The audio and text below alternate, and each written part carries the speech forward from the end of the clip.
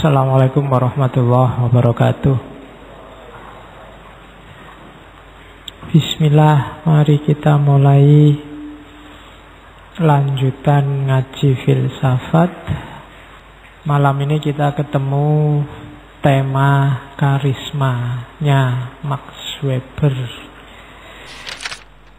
Katanya Weber, dasarnya kehidupan bersama itu dua, yaitu otoritas dan legitimasi.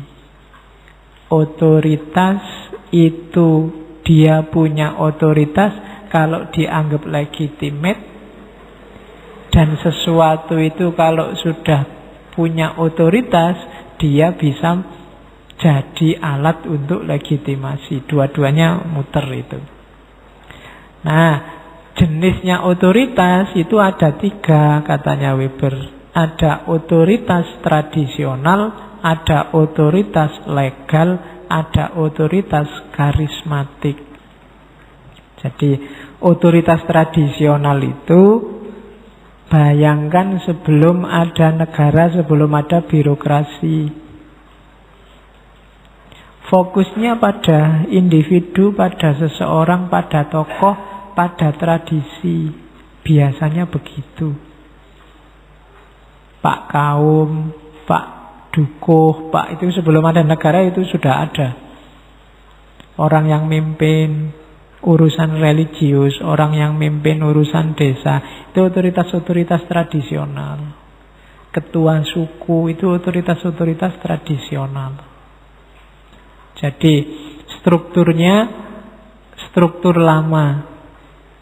Ada yang modern namanya otoritas legal. Kalau otoritas legal itu ya yang sah secara birokratis hari ini. Nah, hari ini kan ada lembaganya, ada administrasinya, ada undang-undangnya. Nah, ini yang punya otoritas yang ini. Orangnya hanya pelaksananya. Itu namanya otoritas legal. Kita tidak boleh menentang Pancasila. Itu Pancasila jadi punya otoritas legal. Yang ketiga yang kita bahas hari ini, otoritas karismatik, karisma, yang jadi tema kita hari ini. Karisma itu semacam seseorang. Orang yang dianggap punya daya tertentu dalam dirinya, dan kemampuan daya tertentu ini dipercaya oleh para pengikutnya, sehingga mereka tunduk pada dia yang punya karisma. Gampang-gampangannya itu. Karisma ini individu yang punya. Jadi karisma itu orang tunduk tanpa harus dipaksa oleh aturan, tanpa harus dipaksa oleh kekerasan, oleh kekuatan, tapi mereka tunduk gara-gara melihat karisma di orang ini. Jadi semacam, kalau Weber mengartikannya semacam daya spiritual, semacam magical power. Entah dari mana, Weber enggak, makanya tadi saya ngomong kalau di agama mungkin hubungannya sama Imam Mahdi, kalau di Jawa mungkin lebih dekat dengan konsep Ratu Adil. Orang yang dianggap karismatik ini, dia ngomong apa aja dianggap kebenaran. Dia tidak usah merintah sampai capek, umatnya otomatis ngikut. Bahkan sebelum dia merintah, umatnya nafsir sendiri apa yang dimaui oleh pimpinanku ini. Jadi dayanya sifatnya supranatural. Dalam tanda petik, dalam bahasanya Weber. Mungkin Weber melihat gejala-gejala ini banyak dalam tradisi-tradisi timur. Dan contohnya banyak. Bagaimana kekuatan karismatik ini dimanfaatkan untuk revolusi sosial. Untuk melakukan dobrakan-dobrakan terhadap tatanan yang mapan.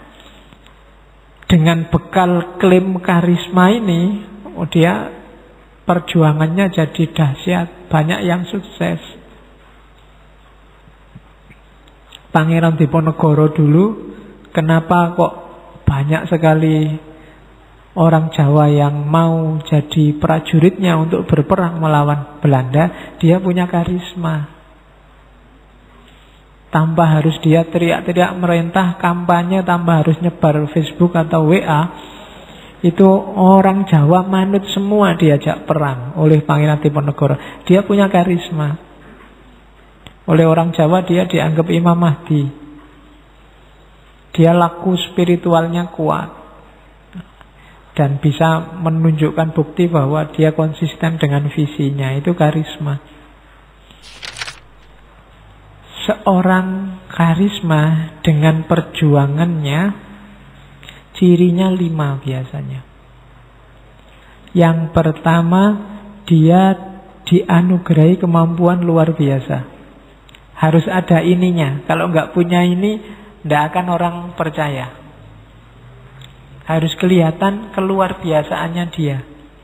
Ibnu Tumat itu pernah satu ketika dilemparkan dari atas kapal ke tengah laut.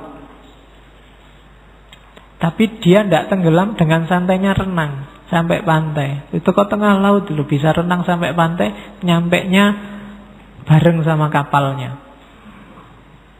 Itu Ibnu Tumat. Itu kan umatnya semakin percaya. Wah, ampuh tenan ini berarti. Ya kan? Ya banyak cerita-cerita kedahsyatan. Itu salah satu contoh. Ya meskipun tidak harus sifatnya vulgar. Kadang-kadang juga sifatnya intrinsik, tidak kelihatan. Mungkin kata-katanya bikin orang tergetar. Itu juga sejenis kemampuan luar biasa. Dan yang kedua, biasanya orang karismatik itu menonjol karena dia muncul di saat yang kritis.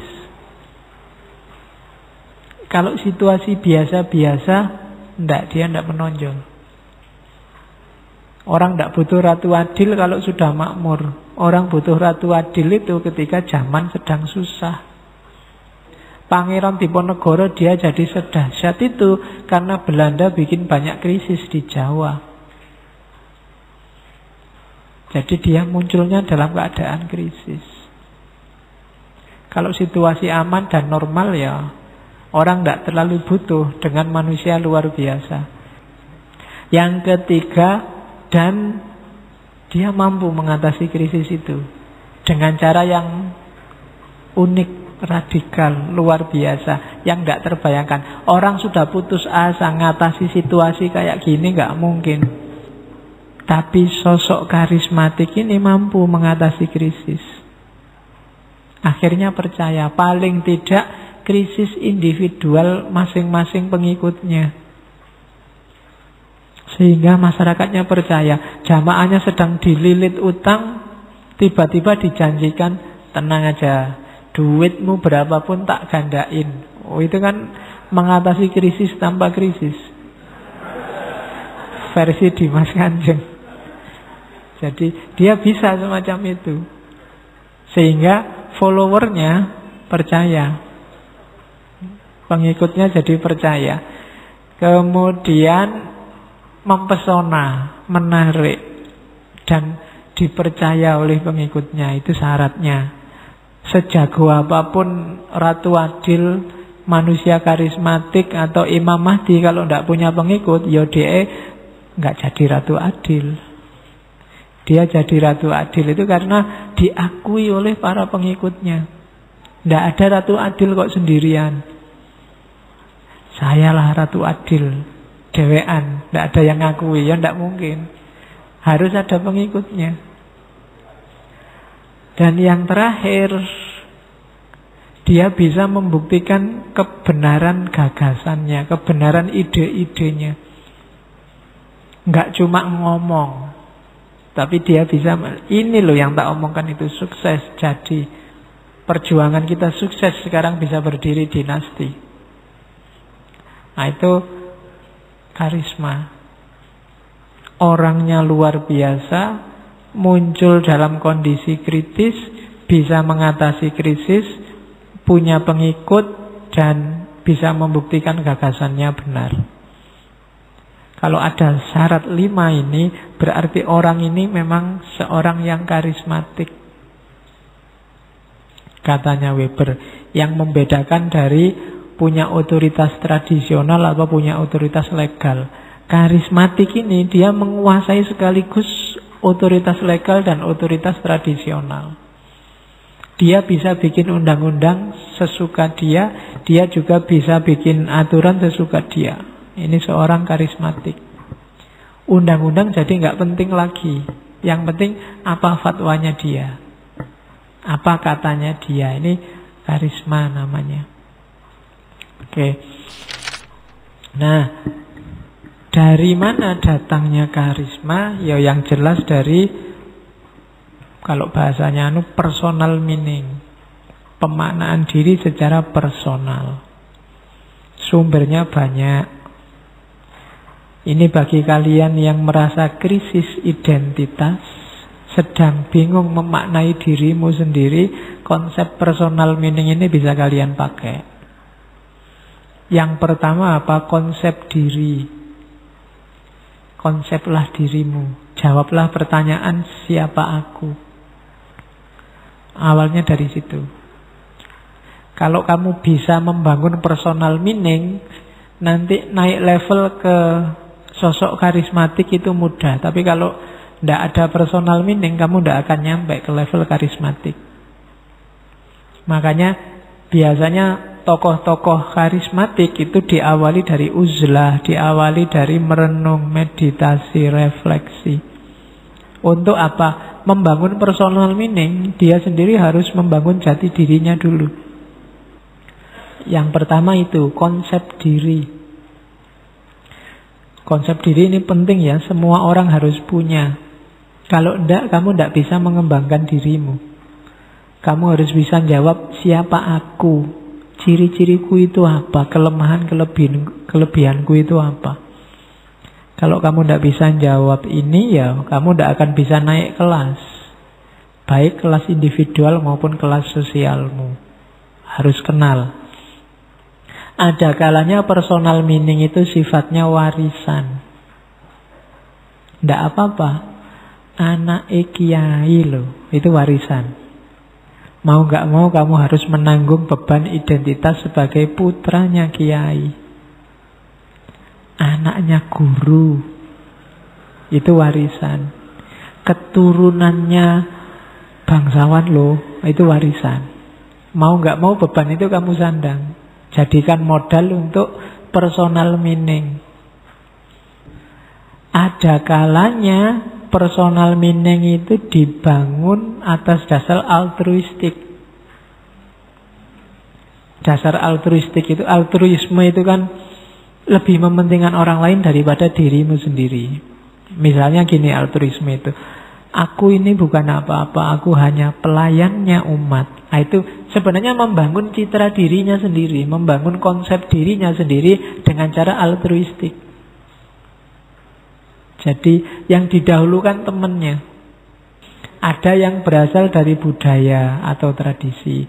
Aku ini orang Jawa loh, mbok sing Jawani. Nah, itu membangun personal meaning dari aspek budaya dan tradisi. Ada yang berdasarkan orientasi sosial atau politik. Aku NU loh, aku Muhammadiyah loh, aku SPI loh. Nah, itu orientasi sosial. Aku PKB loh, itu orientasi sosial politik. Ini bisa juga untuk membangun personal meaning, makna dirimu. Siapa kamu? Atau dari spiritualitas. Spiritualitas itu berarti kedalaman batinmu kamu gali sendiri. Atau formalisme agama. Atau hobimu, kesenanganmu. Aku ini penulis loh. Ya, itu bisa juga untuk membangun personal meaning. Terus nilai, idealitas. Itu pasti cara untuk membangun personal meaning. Ya saya bilang tadi, setiap orang harus punya ini. Nanti tokoh karismatik, pemimpin yang karismatik itu juga dia akan membangun personal meaningnya seputar hal-hal ini. Karena hal-hal inilah nanti yang jadi rujukannya setiap orang. Jadi sumber karisma diawali lewat personal meaning. Semakin kuat personamu, semakin kamu mudah untuk meraih simpati dari followermu. Oke, pemimpin itu yang karismatik, dia pasti visioner. Tidak ada pemimpin karismatik itu yang pasrah dengan keadaan. Tidak ada yang wes memang takdirnya ini ya piye meneh. Kalau kayak gitu kamu tidak bakat jadi seorang karismatik. Dia harus visioner. Sesusah apapun, sesulit apapun kondisi hari ini, seorang karismatik tetap membayangkan masa depan yang lebih baik. Visioner itu berarti apa? Dia mampu besok akan kayak gini dan lebih baik. Caranya begini. Itu namanya visioner. Dan ya, visioner itu punya orientasi masa depan, tidak dalam konotasi cita-cita ngawur, tapi dalam konotasi naik kelas, mengubah dari kondisi sulit hari ini dengan kondisi penuh harapan di masa depan. Itu namanya visioner. Dan punya rencana, dia punya strategi. Jadi percaya diri, berani dengan resiko, siap menerima resiko, baik resiko profesional apalagi fisik, dan mampu membuat jamaahnya berani berkorban. Nggak masalah. Yang penting demi si pemimpin yang karismatik ini. Dulu Indonesia punya Soekarno. Kalau dia berteriak revolusi, mengobarkan semangat, semua pejuang berani mati sudah. Jadi mendorong pengikutnya berani mengambil resiko. Dan ya pinter nyari strategi. Jadi itu yang cirinya seorang karismatik, percaya diri dan berani mengambil resiko. Hasilnya apa? Relasional. Kekuatan ketika dia dihubungkan dengan pengikutnya. Kalau pengikutnya sudah nggak percaya lagi, ya selesai dia.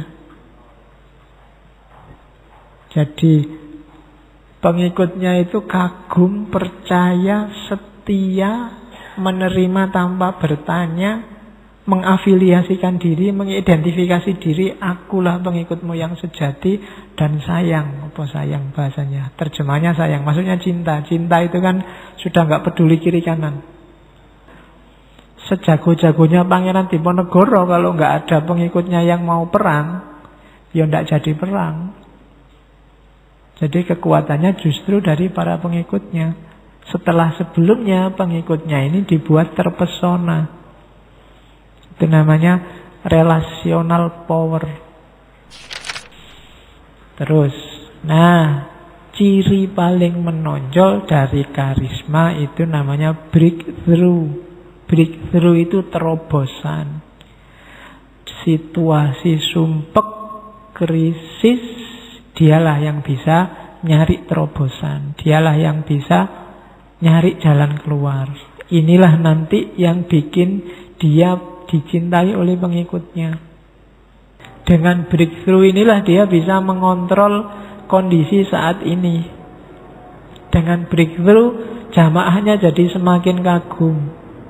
Dengan breakthrough orang mau berjuang, mengorbankan diri, merendahkan dirinya.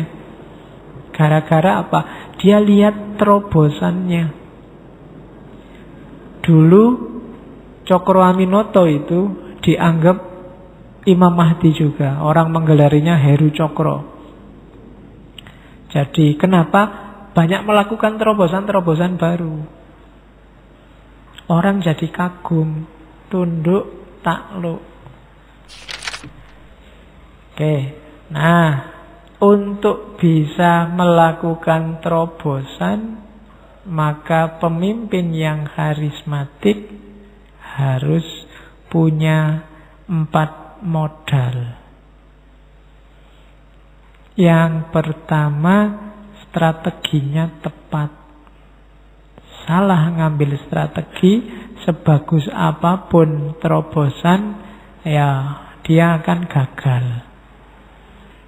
Kalau strateginya keliru, bisa-bisa malah pengikutnya kabur. Nggak jadi ikut dia lagi. Jadi strategi harus tepat. Yang kedua, bisa memanfaatkan modal. Apakah itu modal sosial maupun modal personal. Bisa melihat potensi jamaahnya. Lihat resourcesnya. Kekuatan kita apa. Jadi harus seorang yang karismatik, dia harus bisa membaca situasi sekelilingnya. Punya pengikut berapa, targetnya apa, strateginya bagaimana.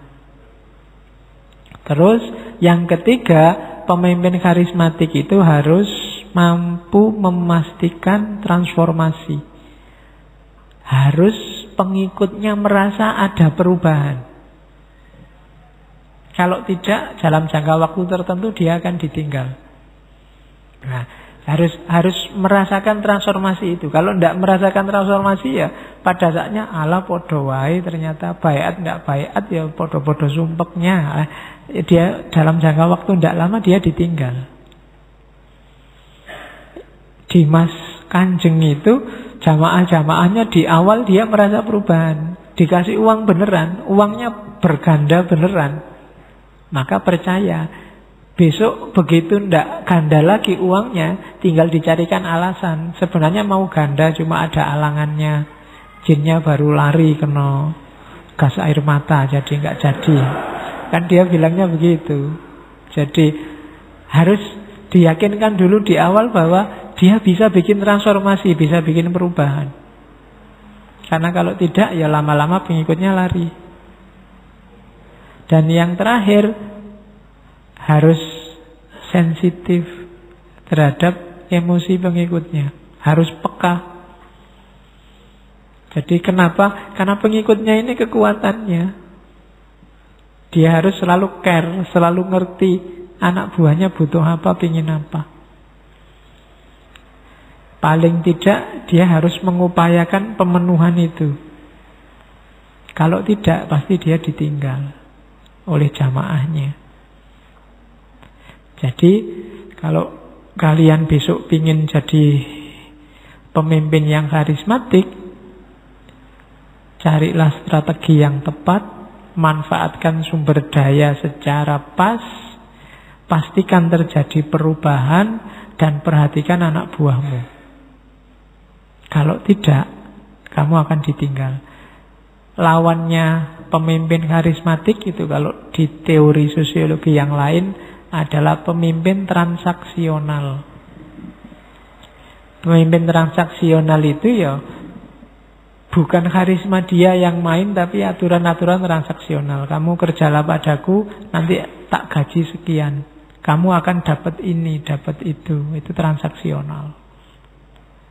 Kalau karismatik, pengikutnya tidak nuntut dapat ini, dapat itu. Dia cuma nuntut perubahan situasi, transformasi kondisi. Dan dia rela melakukan itu. Bahkan dia mau berkorban untuk itu. Nah, itu pemimpin yang karismatik. Oke. Terakhir, dalam teori leadership modern, kalau tadi yang spiritual supernatural, klaster karismatik leader itu ada beberapa itu. Tanpa harus kamu nunggu ilham, tanpa harus kamu nunggu wahyu, nunggu wangsit, kamu sebenarnya bisa jadi seorang pemimpin yang karismatik. Caranya bangun citra dirimu dengan kualifikasi itu. Yang pertama apa? Biasanya verbal skill, latihan ngomong. Pemimpin karismatik itu kalau ngomong enak. Kayak Soekarno itu orang betah berjam-jam dengerin dia pidato. Kalau kamu ngomong tidak bisa, ya latihanlah. Tidak mungkin kamu jadi pemimpin karismatik kalau ngomong belepotan. Yang kedua, self confidence. percaya diri. Kalau kamu minder, tidak mungkin jadi pemimpin karismatik. Yang perempuan juga begitu. Tidak ada syaratnya karismatik itu harus laki-laki. Perempuan bisa. Bahkan banyak laki-laki yang tunduk di depan perempuan. Contohnya banyak dalam sejarah. Ada ratu-ratu perempuan yang luar biasa. Terus yang ketiga, inspires trust. Pemimpin seseorang yang membangkitkan kepercayaan. Orang percaya, jadilah orang yang bisa dipercaya. Kalau kamu sendiri mencela-mencele, tidak konsisten, mungkin kamu bisa jadi pemimpin, tapi tidak akan jadi pemimpin yang karismatik. Jadi pemimpin harus inspires trust. Yang keempat, berani ngambil resiko. Pemimpin karismatik bukan penakut. Tidak karena ditekan siapapun terus dia ganti pendapat. Tidak. Dia berani ngambil resiko. Tidak karena ada bahayanya terus dia membatalkan rencana. Tidak. Dia high risk orientation. Kalau kamu ingin jadi pemimpin yang karismatik, harus berani. Jangan penakut. Terus pemimpin yang karismatik itu high energy action orientation. Penuh semangat. Jangan kelemak-kelemek. Jangan melempem. Kayak saya ini tidak mungkin jadi karismatik. Saya iso teriak-teriak, tidak bisa menyemangati orang. Ya kalian kalau ingin jadi pemimpin karismatik harus high energy, full of energy. Lah kalau pemimpinnya lemes ya jangan, anak buahnya ya mesti di bawah itu lemesnya. Kalau pemimpinnya putus asa, aduh gimana lagi ya ini, sudah kita nyerah aja ya sudah. Kalau pemimpinnya sudah kayak gitu ya ndak mungkin anak buahnya bisa lebih dari itu. Terus pemimpin karismatik itu relational power base. Relational power base itu menyadari kekuatan relasionalnya. Meskipun dia yang punya karisma, dia sendiri sadar bahwa tanpa anak buahnya, tanpa pengikutnya, dia bukan apa-apa. Maka dia care sama pengikutnya, dia peduli sama pengikutnya, dia peka, sensitif sama kebutuhan pengikutnya. Kemudian pemimpin karismatik itu minimum internal konflik. Bisa meminimalisir konflik di dalam. Kalau di dalam aja konflik ruwet ya jangan mikir bisa bangkit jaya mengatasi yang lain. Kalau di dalam sendiri masih benturan ya jangan berharap bisa lahir pemimpin yang karismatik yang mengungguli kelompok-kelompok sosial yang lain. Kemudian pemimpin karismatik itu memberdayakan. Jadi tidak bikin orang kehilangan daya, tapi bikin orang dayanya meningkat. Kalau gara-gara pemimpin kok kamu jadi lemes, semua diambil pemimpin, aku tidak dapat apa-apa. Itu berarti dia tidak empower. Harus empower others, menguatkan, memberdayakan. Kemudian pemimpin karismatik itu self-promoting. Ini terjemahannya agak rumit. Self-promoting itu lawannya pencitraan. Kalau pencitraan, kamu sengaja mencitrakan dirimu biar kelihatan jadi sosok yang karismatik. Tapi self-promoting itu karismamu sendiri, itu otomatis jadi bahanmu, tampil bahanmu promosi. Dia tidak narsis tapi memang tampil apa adanya itu loh sudah besar. Tanpa harus dicitra-citrakan jadi orang baik, dia sudah kelihatan baik. Itu self-promoting. Tanpa harus mencitra-citrakan diri sebagai orang pinter, orang canggih, orang cerdas, orang berkualitas. Orang sudah melihatnya sendiri dengan segala kualitas itu. Meskipun kadang-kadang disembunyi-sembunyikan, nggak mau tampil, nggak mau sombong, tapi sudah kelihatan sendiri. Itu namanya self-promoting. Tanpa harus kamu tiap hari bikin selfie, di-upload di Facebook, orang sudah ngerti kalau kamu cakep. Itu self-promoting. Tanpa harus kamu foto dari kiri, dari kanan, dari sini, yang paling bagus mana ya, terus di-upload. Tanpa harus begitu, diambil dari mana saja, asal moto dan hasilnya bagus, itu self-promoting. Jadi, tanpa niat untuk pamer, orang sudah ngerti kebesaranmu. Dan yang terakhir, pemimpin yang karismatik itu visioner. Visioner berarti ya orientasinya ke masa depan. Tidak berhenti di masa kini, ke kondisi yang lebih baik di masa depan. Kalau kalian punya karakter 10 ini, kalian punya bakat jadi pemimpin yang karismatik. Atau besok kalau kamu mau pengen milih pimpinan, cari dengan kualifikasi 10 ini. Carilah yang verbalnya bagus, visioner, bisa dipercaya, percaya diri, 10-10-nya. Oke, saya akhiri sekian. Kurang lebihnya mohon maaf. Wallahul muwaffiq, wallahu a'lam bishawab. Wassalamualaikum warahmatullahi wabarakatuh.